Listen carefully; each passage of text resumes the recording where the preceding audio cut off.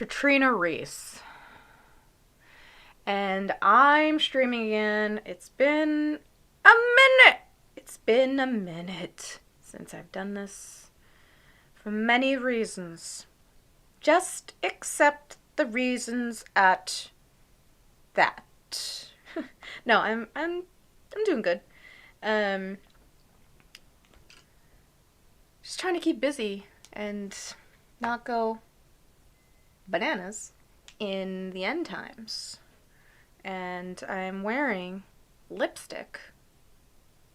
I'm wearing some little tiny bit of makeup because there's not a lot of time left in the end times. So why not? This one is I mixed two because I like to make things difficult and complicated for myself and different. And even though this says new shade, it's not new enough. So this is On Fire Red, and this is Deepest Cherry. So you could say it's the deepest cherry on fire. How about that? Look, I know you don't care, but this is what my life has become. I'm talking to this computer.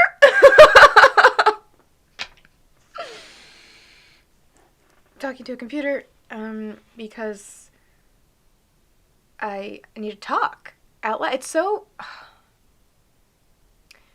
I think something that I've very much learned during these times, and while I talk, maybe I'll just open up my comments just in case anybody else wants to talk. Thanks for watching, Adam. I see that you liked my video. Thank you. And it's my voice being loud. Okay.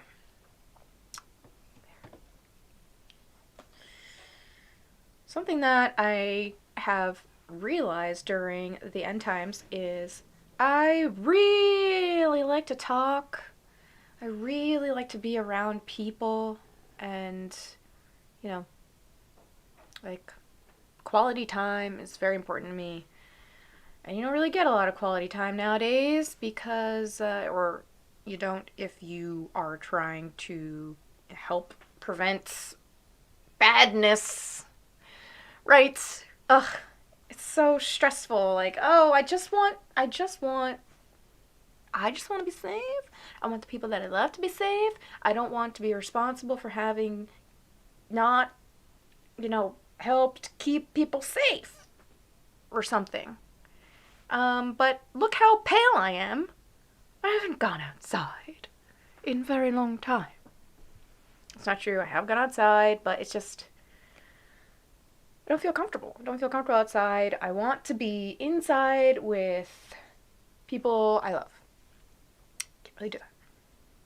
I can't really do that in good conscience frequently. So here I am, talking out loud to a webcam because the voice is, and this is going to sound really hokey, but I actually do believe this. It's like half a joke, but no, I really do think that it's important. I heard once that, your voice is important because it's how you connect with other people. Like, my voice coming out of my mouth and hitting someone else's ears and having it be heard, there is importance there. It's a transfer of energy. In speaking, you are transferring energy. Weird to think about. But I like that. You know what? I'm pretty sure I got that from Midnight Gospel. Yeah. The episode where the guy he's a fish and I really averaging everything to the show. He's a fish and he's talking about how, religion started as an oral tradition and yeah, there's magic in your voice. And I really do like to use my voice. And I also like to listen to other people's voices. I love talking on the phone. Okay? I could talk on the phone for hours. Hours! And I have. And it's kind of surprising how little people like to talk on the phone. Like forget like texting, whatever. You're texting, you're emailing, whatever. Anything that's it's different. But it's so important for people to be heard. It's so important to feel heard, and so important to hear other people. And like heard, not just like, oh yeah, your voice is, you're making sounds and I can hear it. No, like heard, like, can you feel what I'm saying? Because if you're not really listening, then you don't feel what someone else is saying and how they're feeling unless you really are listening. When was the last time you listened to somebody very closely? When was it? And I'm very, very lucky that in my life I have gotten to speak with and listen to people who, like, just, oh, what's the word? Empathize?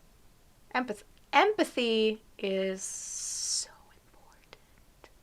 It's like the most important thing in any relationship, whether it's friendship or a romantic relationship or a family relationship or a whatever. Empathy is crucial. Okay? So if you don't have empathy, then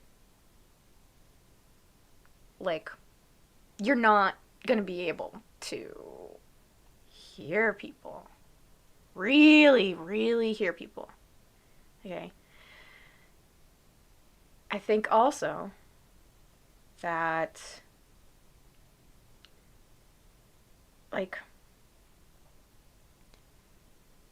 when you take the time to listen to someone and just, like, sit in the moment and know that whatever comes in or out of your mind or whatever you're feeling is okay, even if it's uncomfortable.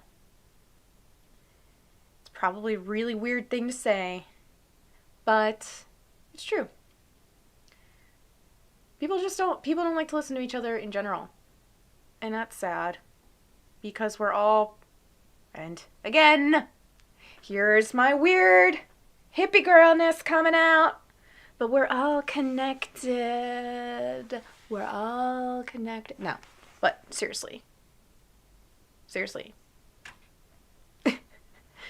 If you think even for if you think for literally any amount of time that whatever you do doesn't affect literally any other person, you a damn fool. You a damn fool. Everyone is important equally. Everyone is equally important.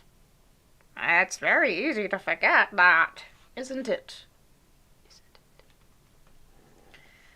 So yeah, I don't really know what my goal is here today with this little podcasty thing, talking to myself out loud to you. Other than just like sit in the moment and talk out loud. You know? This kind of stuff is kind of like writing for me. It's like a verbal essay, if you will. Maybe you won't. Maybe you won't. Maybe you've already left. Look, I respect you. I respect your time, and I'm grateful for you to even pausing for a second to listen to me and all of my emotions and all of my weird thoughts and all of my strange dances and all of what rhymes with thoughts? Thoughts. I don't want to slant rhyme. I just don't. Anyways. Yeah. That's just something that I've been thinking about a lot during this weird time. Is the importance of listening to each other and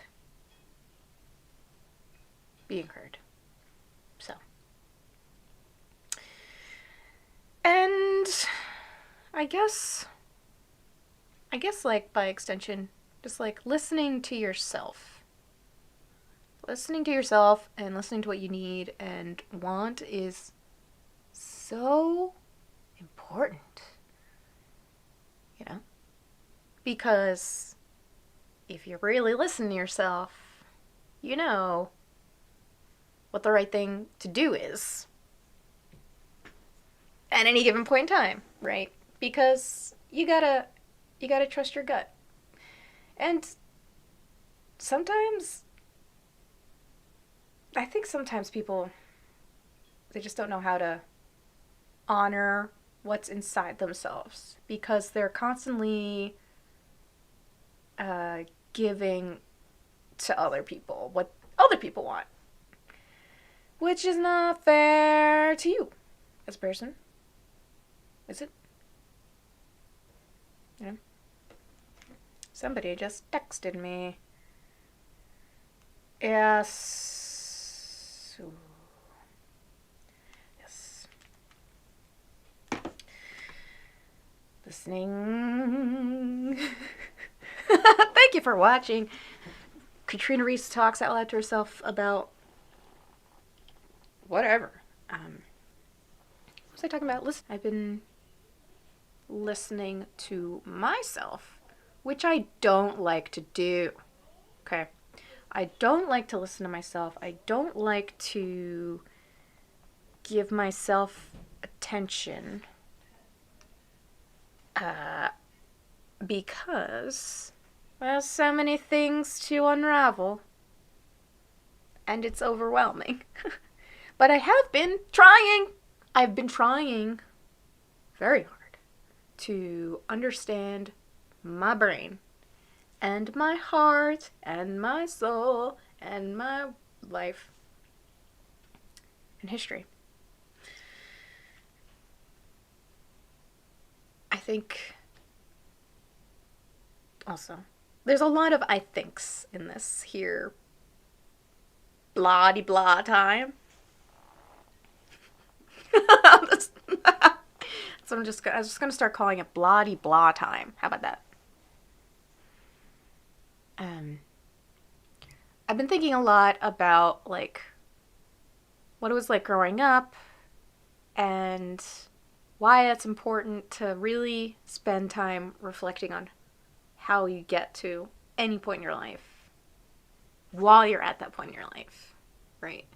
Not, oh yeah, and that time I was doing this, like reflecting after the fact has value in itself, right? But if you reflect up to the actual current moment, it's kind of hard to do because then you're taking yourself out of the present by thinking about the past, right? But it informs your future. What I mean to say is, you can never escape your childhood. You just can't, though. You really can't. I was talking to my mom last week about what it was like watching me grow up. Because I was a difficult child. I had a lot of anxiety.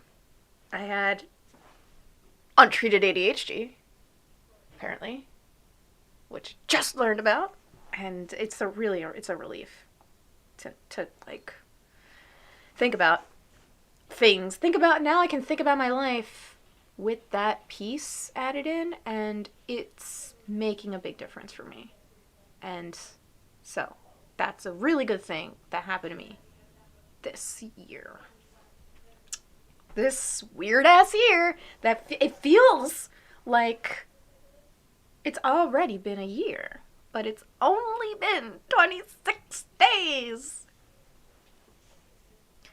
I was talking to my mom about what it was like watching me grow up because I was a very difficult child. I I had anxiety, I had untreated ADHD, I was bullied, I was different, I was into all sorts of things, a lot of energy, and I my older brother 7 years older than me. My younger brother is 18 months younger than me, so a year and a half. So, middle child syndrome, whatever. Look, it's a real thing. It's a real thing. Of course it is.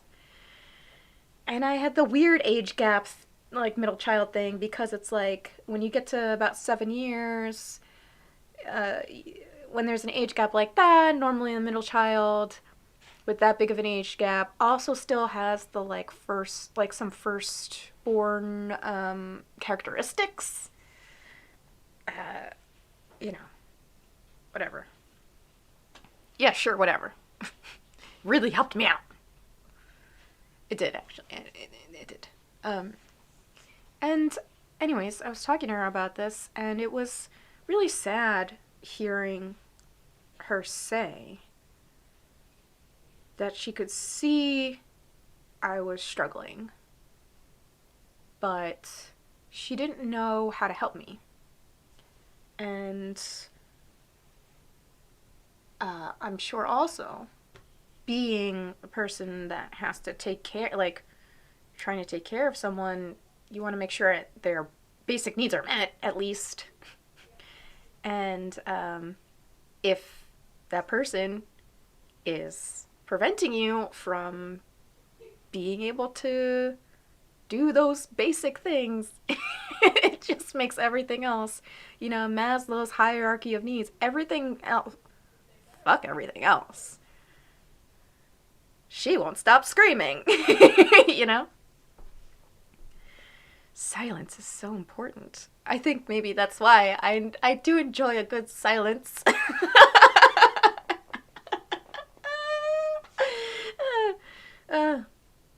And have a stupidly loud laugh also. Does anyone else drive without listening to music? Like for extended amounts of time? Do you do that? I want to start asking more people this question. Like, do you listen to the music or do you listen to anything while you drive? And yeah. Anyways, going back because I was talking about being a child, being raised. I was sad for my mom that she had to go through the experience of watching her daughter be in pain. And I don't know what I would do if I was a parent and my kid is struggling, like seriously. Well, I mean, I don't know what I would do because I don't have a kid. I just don't. So you could say, oh, I would do this, I would not do that. But you don't really know until you're in that situation. Like, parenthood is about unconditional love. Like, that's the correct thing. Like, that's the correct reason to have a child, maybe, is to be able to experience and give unconditional love. And unfortunately, so many people don't get that. Or they think that they get it because they're told they are, but it's not. I guess it's just people, not everyone should be parents.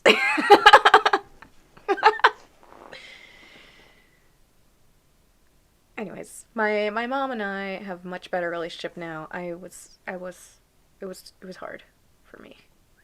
And now I do comedy. No, but yeah. Yeah, I would say I would say a good thing about it is that, and I've been thinking about this a lot over the last few weeks, really. It's made me a very empathetic person. Um, that's not to say that if somebody tries to hurt me, that I'm like, oh yeah, sure. Go ahead. Just go ahead and punch me right in the soul. No, I mean,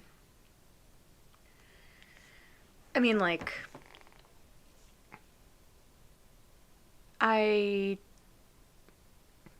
do care about other people a lot. And, maybe to a certain degree, less than myself, which I need to fix. Because you need to care about yourself the most in order to. Yes, I know! I need to care about myself in order to do better in my life and understand myself and other people and improve the vibration of the world. Know thyself. I know. I know I should know thyself, myself, whoever, whatever. Because in doing so, then I can respect other people. It can be very difficult to do that when you've learned not to do that in your life. There's a lot of unlearning and relearning that needs to be done for me, I think.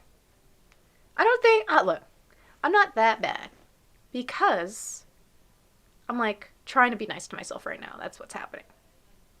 I'm not that bad because I do try to understand myself.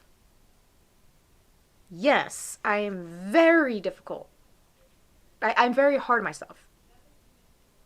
I am very difficult with myself in my brain. But I know that. And that's important. Because if you don't, then how could you possibly improve? Damn. Like, if you don't try, then you don't. Peridot. Okay? But it's hard work, and it takes a lot to get to a point where you're like, I have to figure myself out. Everyone has their own experience in life, but it's my opinion that people who don't try to work on themselves and, identify problems that are problematic patterns, it sucks. It sucks for them because then they're just gonna keep repeating the patterns, and it's just a cycle of. It's just a toilet bowl flush of here it goes again. Let's refill the toilet with more things that you go down the toilet. How about let's not do that? I don't know if that makes sense at all. Look, I've said before, I have a lot of thoughts. Sometimes they don't all make sense. There's a lot of things going on in there. In Philosophy Land, Katrina Philosophy Land. I would encourage you, if you're watching this, and you are feeling some kind of pain, whether it's not knowing what to do with your life or, loss of a loved one or a relationship or a job any kind of difficulty,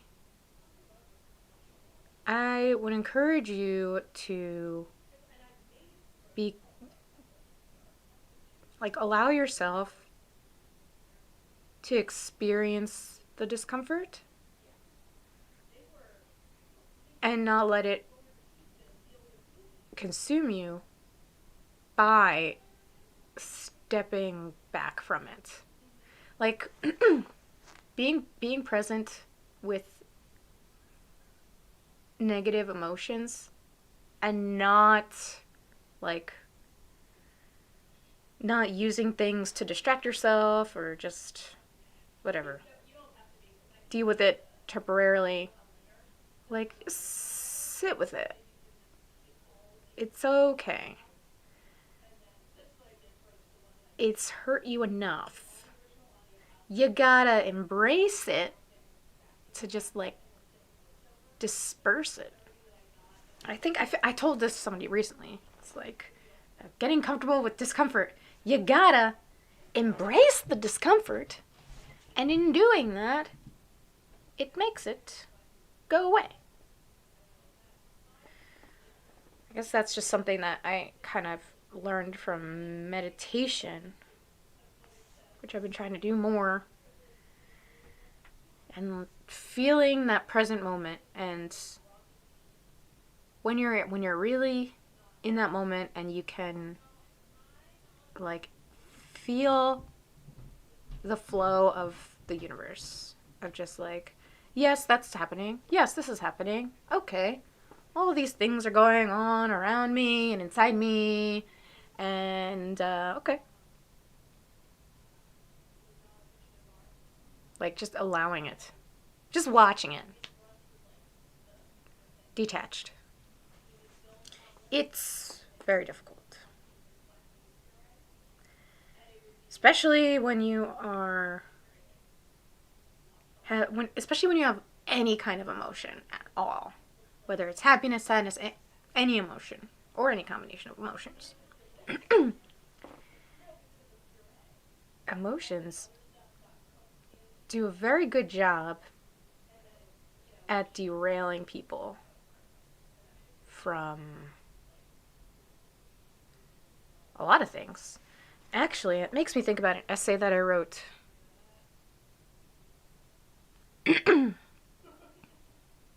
Okay, I wrote this essay. Oh, come on. Yes, this is my face. Okay. Login. Yes, I know. Thank you. What's happening? Something's happening. Hold on. Hold on.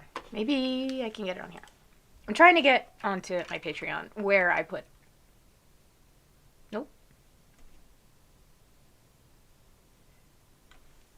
I know where it is.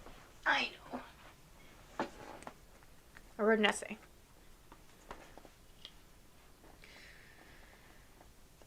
Please enjoy this commercial break.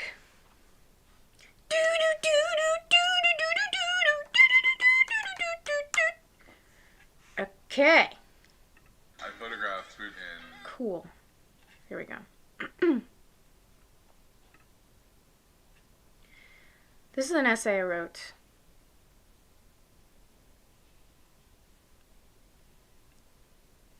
It's called There Are Many Signs.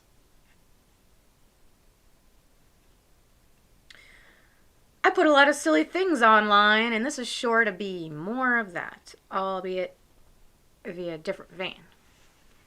The reality is, I only return to writing prose when I'm in pain. I have journals over the course of my life. Open to any of them, and they're filled with regrets and embarrassments and failure and all kinds of unrequited love. Underneath it all is loss.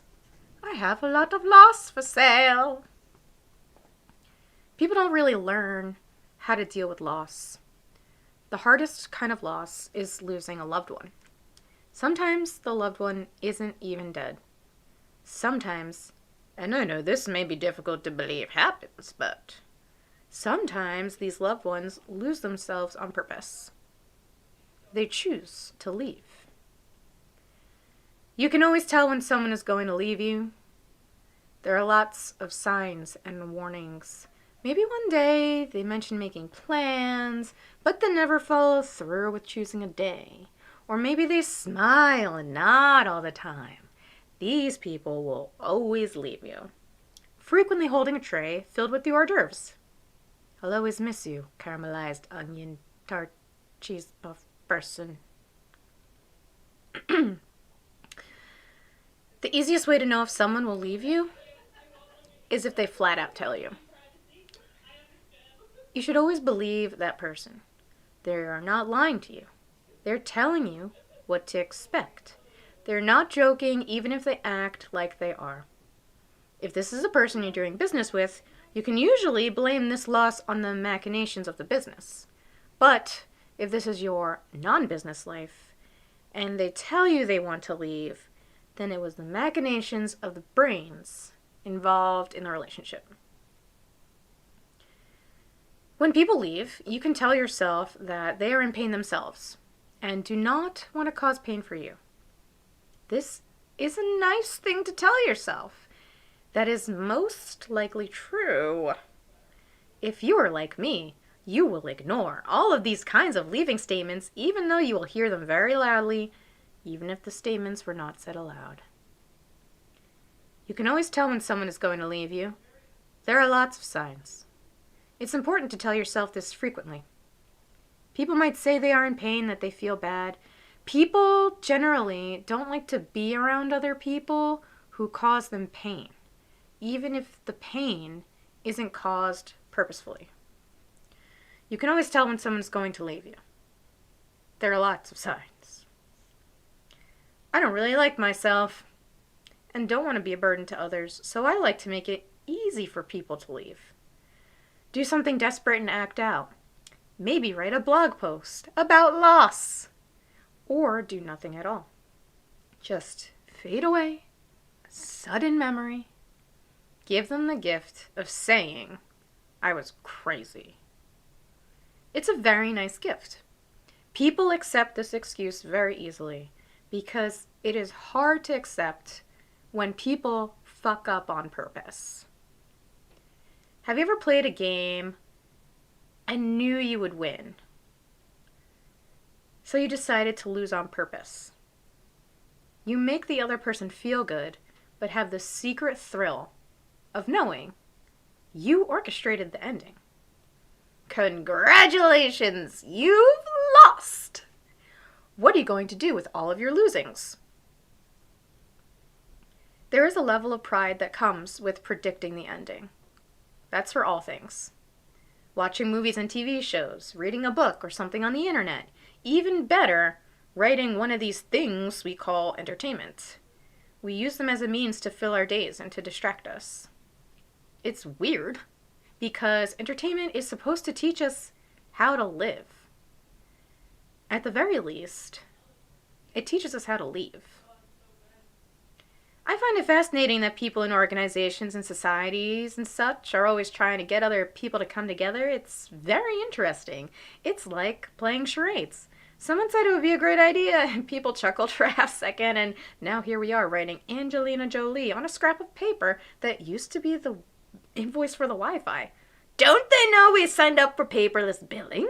Why do we still get these in the mail? Look, I don't know, but clearly it came in handy right now. Okay, don't worry about it. Just who wants to keep time? We're trying to entertain our guests. Where are the hors d'oeuvres? Wasn't this supposed to be fun? I'm very sorry. I get derailed very easily. You may have noticed. Maybe I'm crazy. What I'm saying is that there is a difference between knowing how to deal with loss and knowing how to lose. And there's a difference between choosing to derail yourself and running out of tracks. Maybe I'm crazy. You can always tell when someone's going to leave you. There are lots of signs. We aren't prepared for this. We aren't prepared to become close to each other and poke at each other's soul for a while before deciding it's not worth the time nor the energy. We aren't really asked to try to figure out ways to get the parting to hurt less. The only way to never be beaten in a game is never to play.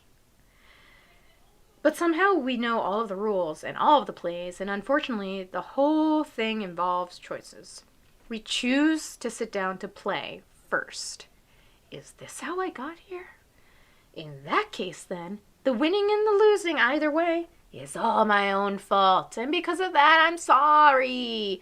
I knew I didn't want to watch the show, but everyone has been talking about it, so I spite watched it, and now it's 32 seasons later. We jumped the shark in our real lives, too, which is why it is easy for us to turn on something we cared about so easily. We do not like mistakes. Entertainment teaches us that. How do we stop making the mistake of playing? How do we stop pressing play? Or rather, when did we stop playing? Why did we decide to play war games? Why do we fight every waking moment and oftentimes throughout the night too? In our nightmares and in our dreams. I think I know why. It's because we like to win. But we were taught to lose. Entertainment taught us that. At least it taught me that. And entertainment taught us how to deal with pain, but not how to deal with loss. Maybe it's because we oftentimes define loss by pain. Or do we define pain by loss? Maybe I don't know why after all. Maybe I'm crazy. There are lots of signs. And that was an essay that I wrote. Yeah. And I